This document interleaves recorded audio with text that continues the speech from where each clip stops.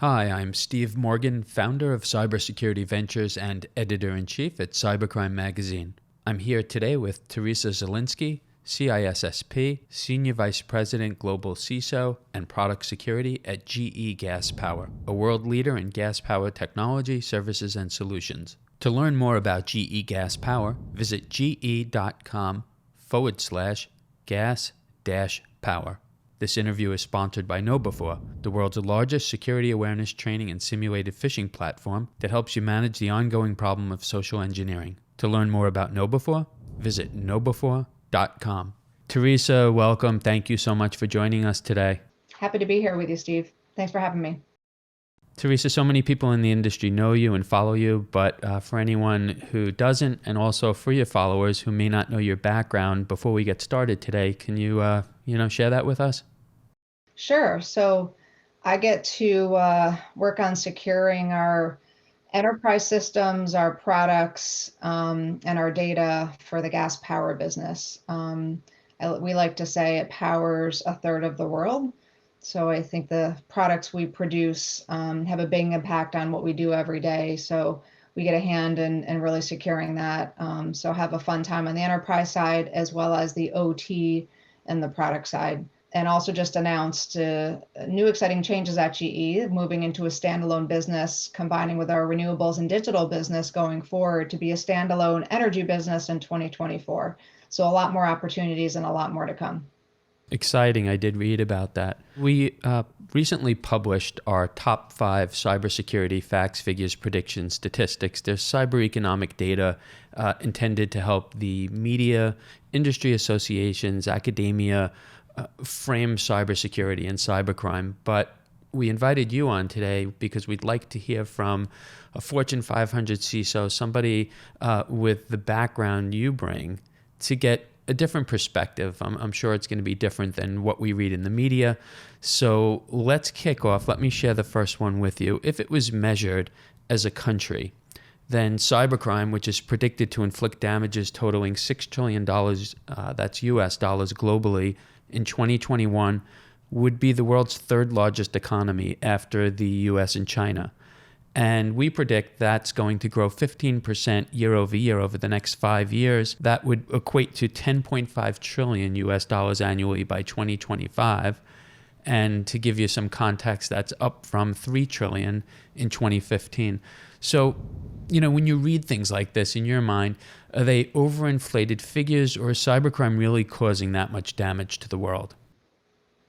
Yeah, thanks, Steve. I don't think they're overinflated. If anything, probably underrepresented. I think it's hard to measure all of the impacts we have right now. So I think if we look at all the connected devices, and you read anywhere from 50 to 80 billion connected devices, coming online, everything technical, meaning the more you do online, which everyone, I don't know any business who doesn't have a technical footprint, the more you process online, the more connected devices, the higher the risk and the impact. I also think speed is really a factor of how fast do we need to go. We know all the devices and everything we do day one doesn't always come with security built right in. So there's a lot of changes we have to enable in the industry to really help our business strategically move forward. So I think with all of the changes we're seeing in the industry to work together and to be more online, to be more in the cloud, and to really advance our footprint, whether it's a new application you're going to download on your phone or new software you're going to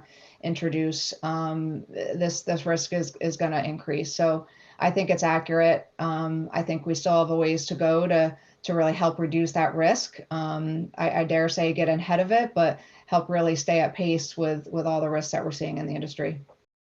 So it's interesting, in 2016, we published our first annual cybercrime report, and we got so much pushback from the community. People were saying it just can't be that high. The figure, to equate to any world economy, impossible.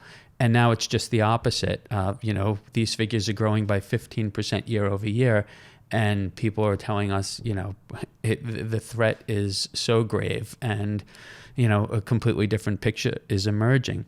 So in response to that, I guess the question is, are we spending enough money to solve the problem? Consumers, businesses, we go back to 2004, and the global cybersecurity market was really small, about $3.5 billion globally. Past 5 years, 2017 to 2021, the world spent what we estimate about $1 trillion. And over the next 5 years, we're looking at that coming up on $2 trillion, or technically 1.75 trillion as we see it. So I'm not sure if I should ask you, is the world really spending that much money? Or maybe the better question, are we spending enough? Maybe you could answer in the context of large enterprises. Yeah, I don't know of any CISO or cyber professional that says, hey, I have kind of adequate spending and adequate, resources at my hands every day. And I look at the impact that you just talked about. Clearly, we're underspending if the impact is that high. So I think let's start there. When we look at the impact it's going to have on the world versus what we really need to do to reduce the risk. But cyber is also not an insurance policy like it used to be 10 years ago. Right. I think people used to kind of have some cyber professionals in their business to look at this of an insurance policy when needed, but it's now happening all the time, and it has to be really embedded into everything we do in our business strategy. I'm a big believer of it's not just what we're spending, but it's how we're spending it. So, are we looking at cyber like the same way as safety, for example? Many large manufacturers like us start out meetings with a safety moment. And we're looking at, hey, how do we start out these meetings with a cyber minute in the same way? So it's clearly we have to have the skill sets and the people on board to spend and make sure we're keeping pace with the technology advances. But I think it's the how we're spending and embedding it really into our culture. It's really a culture of the way we work to do it the right way. I heard the CEO of the Bank of America give a talk. This was a few years ago. And he had shared that the bank had an unlimited budget for cybersecurity. And at first, it really didn't make sense to me. And I watched it a second time, and I had a different takeaway. I think at the end of the day, maybe they have two budgets. Maybe there are actually allocated, line items for what the bank is planning to invest in. And then maybe there's a realistic understanding that if there's a breach, if there's a hack, there's nothing they wouldn't do to recover from it. And so in some ways, maybe all large enterprises have an unlimited budget. Sure. I mean, I think that second part that you just highlighted is something we're all facing into, right? The risk is so high, the damage can be so catastrophic if you're talking about a control system as well. That it really, we are going to do what's needed to recover and bring that business online. I mean, we always say we're not going to pay the ransomware. Yet again, you see people paying the ransomware because you have to do what's needed to bring your business back online. Not true in all cases, and we'd rather not, but I think that's the type of behavior we're seeing. So I think many businesses obviously agree, the reward of getting things back online is really at any cost, because that's temporary, and you need to really look at your long-term business sustainability and reduce the risk of really responding to that incident. I always say the incident happens, and you start out with a certain grade, and you either go up to an A by responding to it in the right way, or you possibly go down to a D. So the last thing you want is to increase the risk through a poor response, which will have much more impact on the business if that's the case versus spending a bit more to respond in the right way. So I think that's the right way to look at it.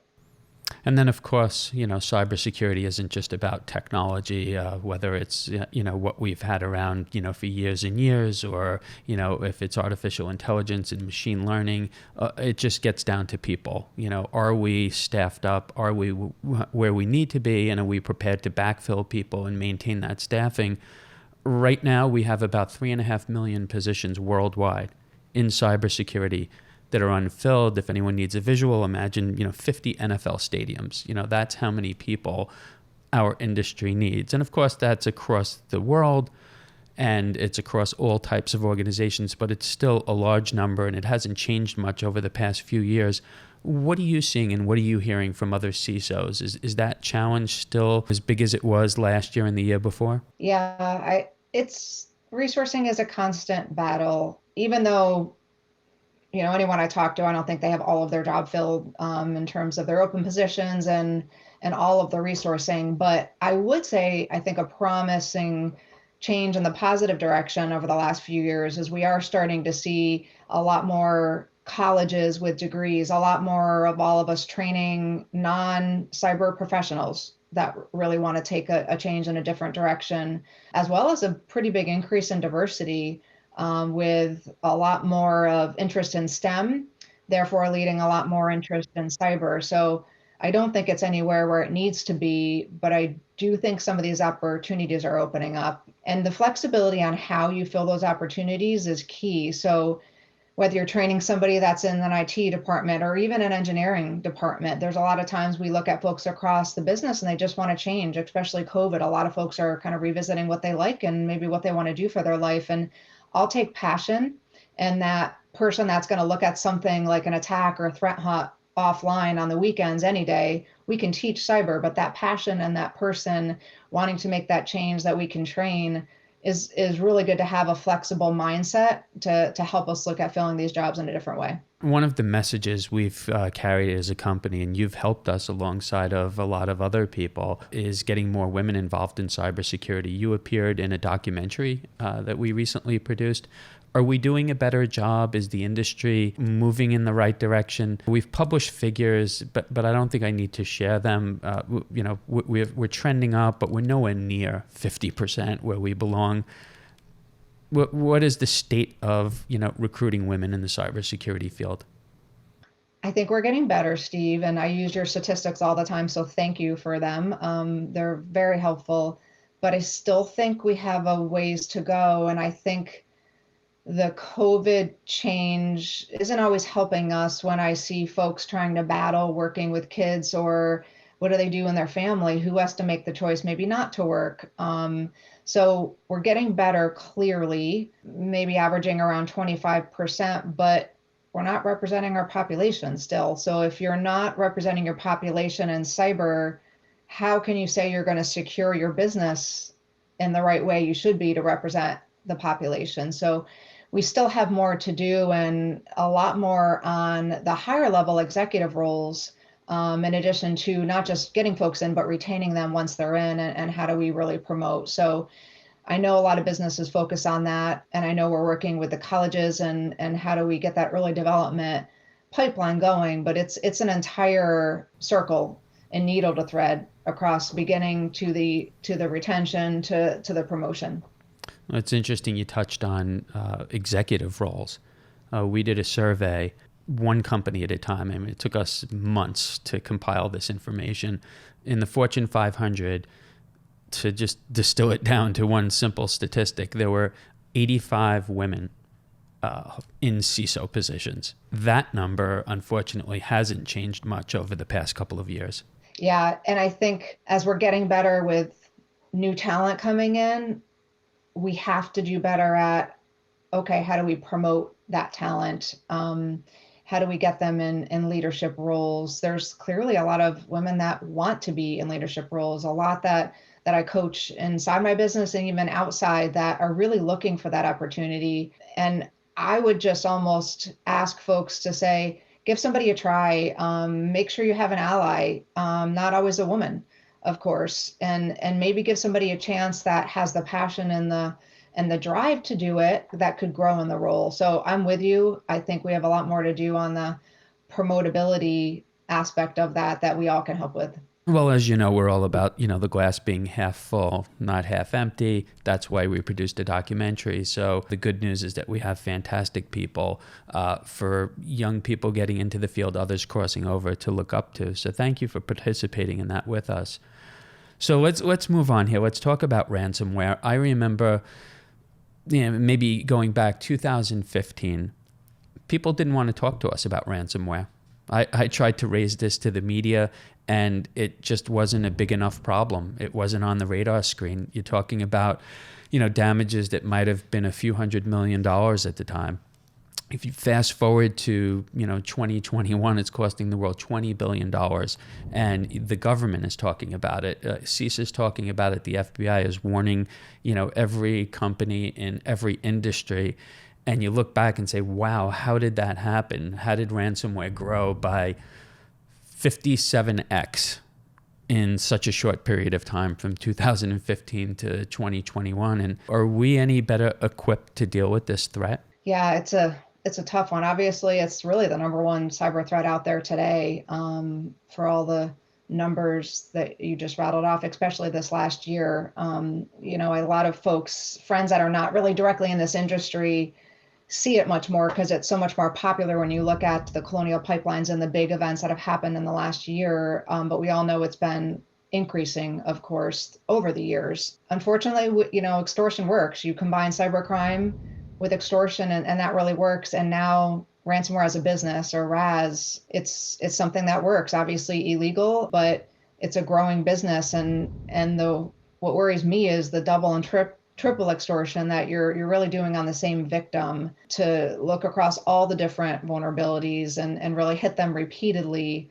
to extort that money. So I do think it's a big risk. It's our number one, and everyone should be talking about it. And I think what can we do about it is really the question. And some things that I'm looking at in terms of what can be done is, are you taking a serious look at your cyber posture related to ransomware? AWS has a great view that they published, really aligned to the NIST CSF framework, that they look at it in three buckets: the prevent and protect, the detect, respond, and then recover.